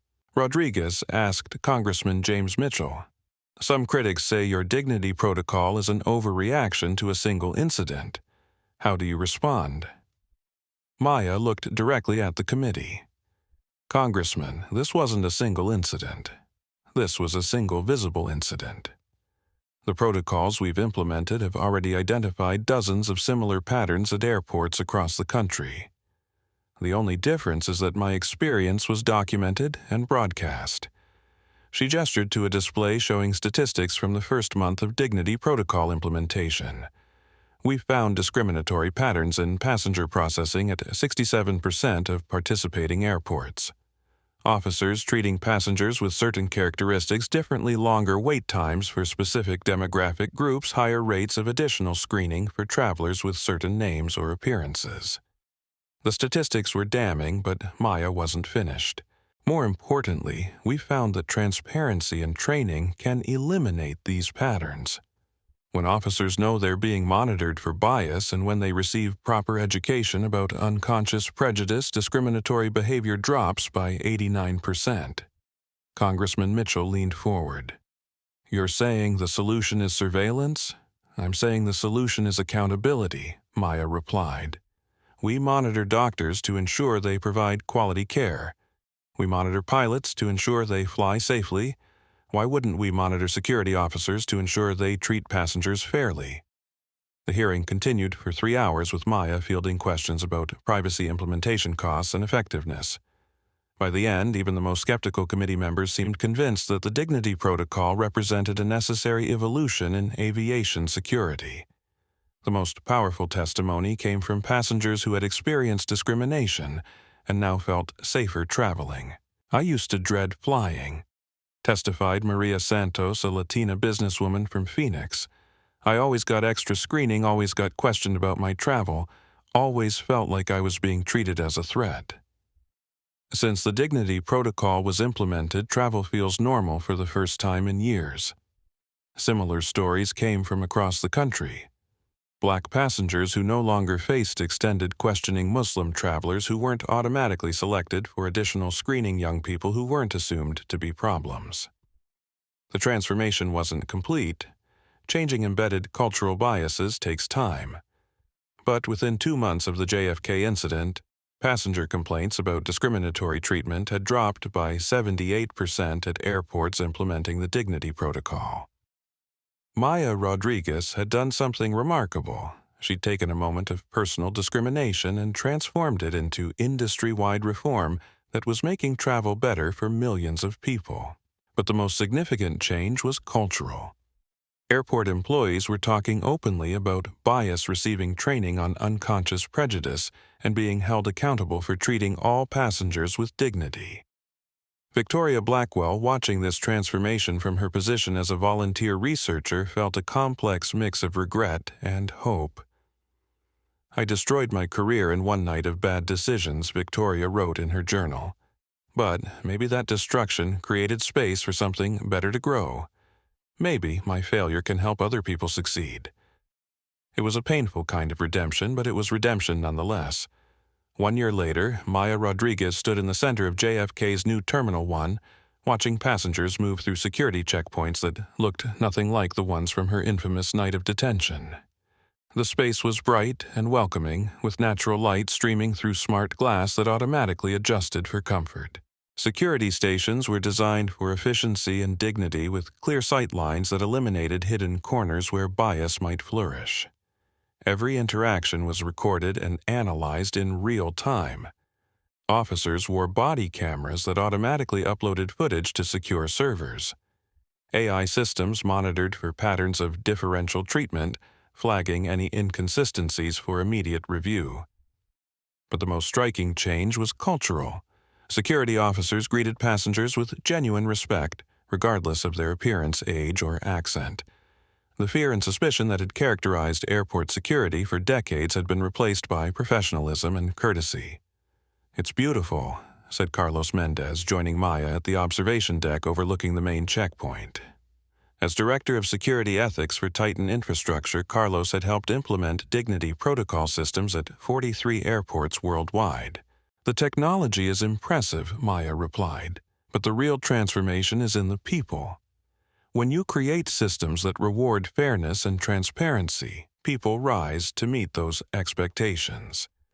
Below them, a young Muslim woman in a hijab moved through security without additional questioning or special screening. 6 months earlier, she would likely have been selected for extra attention. Today, she was just another passenger. Sarah Williams approached with her tablet, fresh from documenting passenger experiences at the new terminal. As Director of Passenger Experience Documentation, Sarah had traveled to airports on 6 continents, helping implement dignity-focused reforms.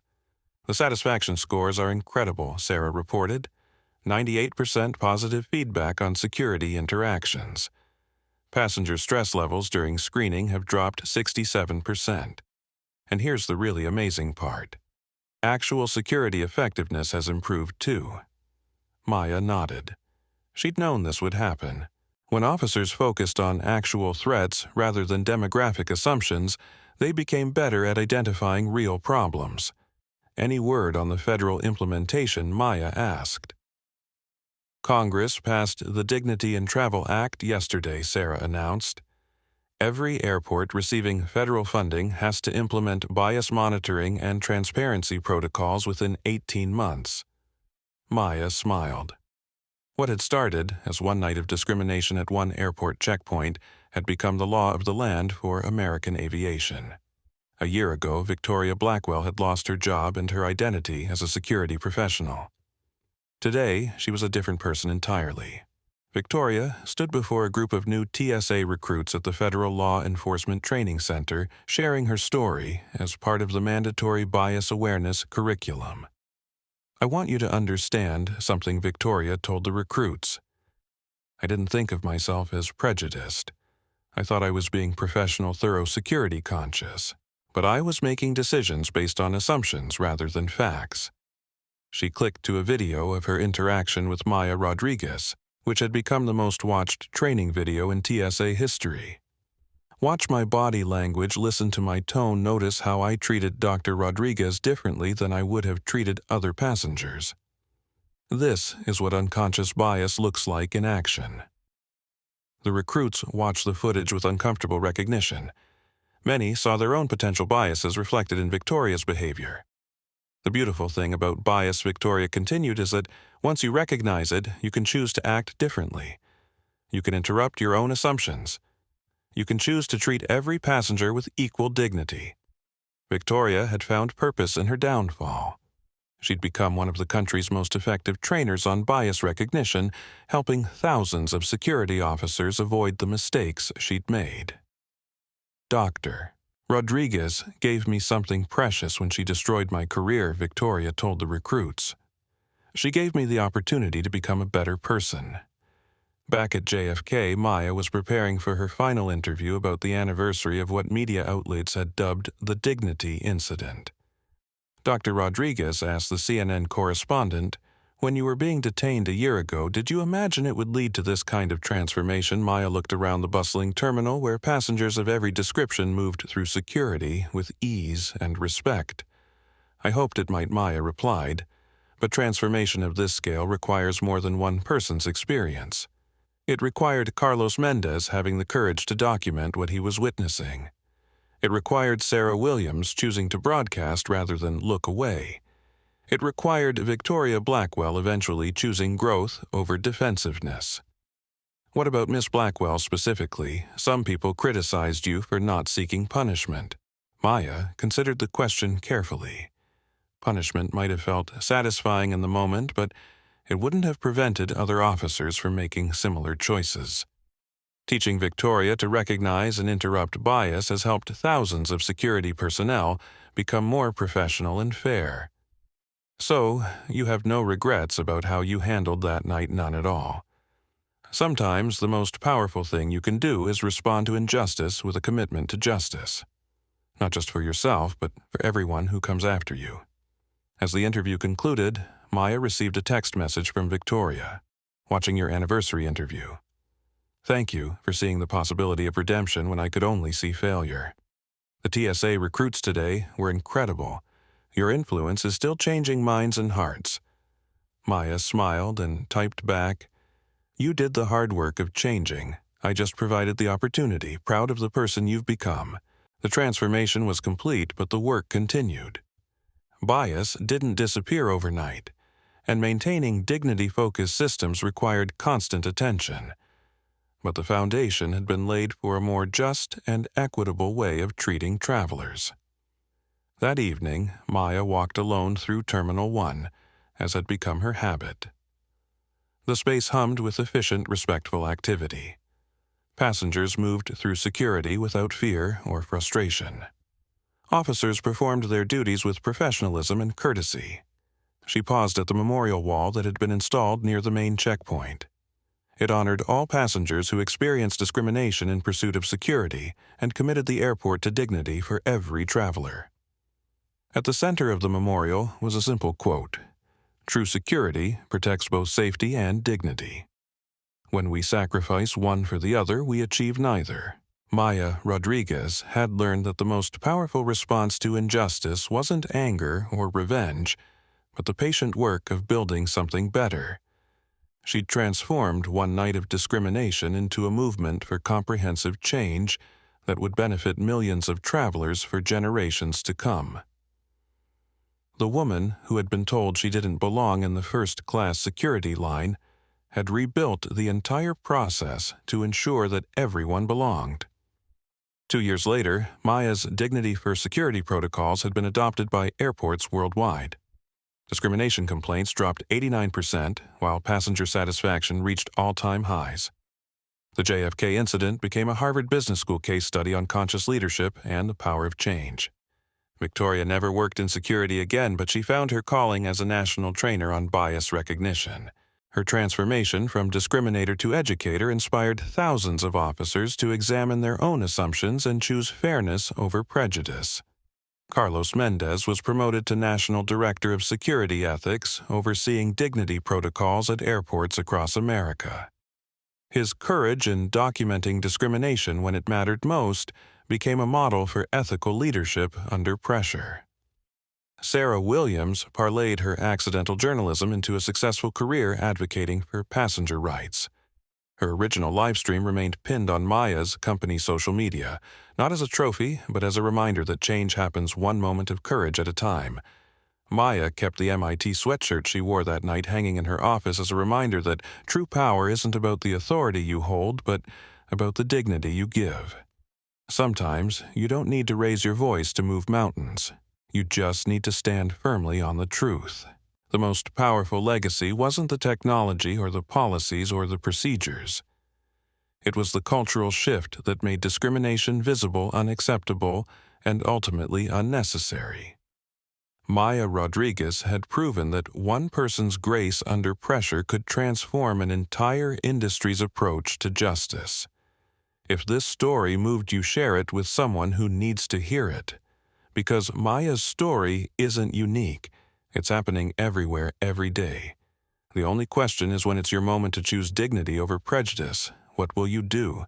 Have you ever been underestimated by someone who didn't know your true power? Have you witnessed discrimination and wondered whether to speak up? Your stories matter. Your choices matter. Your courage matters. Maya Rodriguez showed us that true leadership isn't about the authority you hold. It's about the dignity you give to others, especially when they have no power to demand it from you.